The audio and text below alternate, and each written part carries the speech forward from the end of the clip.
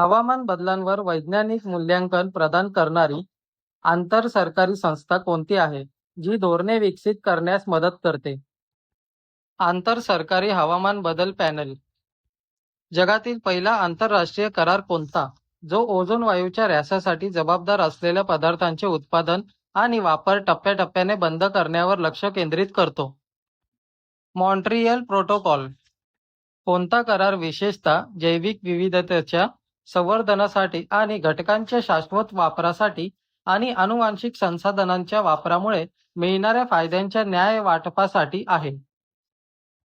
CBD. Carbon उत्सर्जन कमी करण्यासाठी विकसित देशांना बंधनकारक उद्दिष्टे निर्धारित करणारा आंतरराष्ट्रीय करार कोणता होता? Kyoto protocol.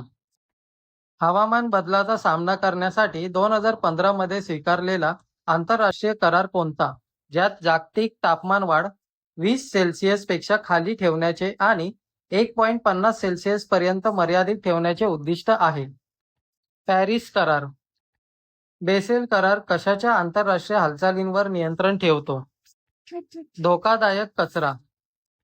मिनामाता करार कशाच्या मानवी आरोग्य आणि पर्यावरणावरील परिणामांना संबोधित करतो?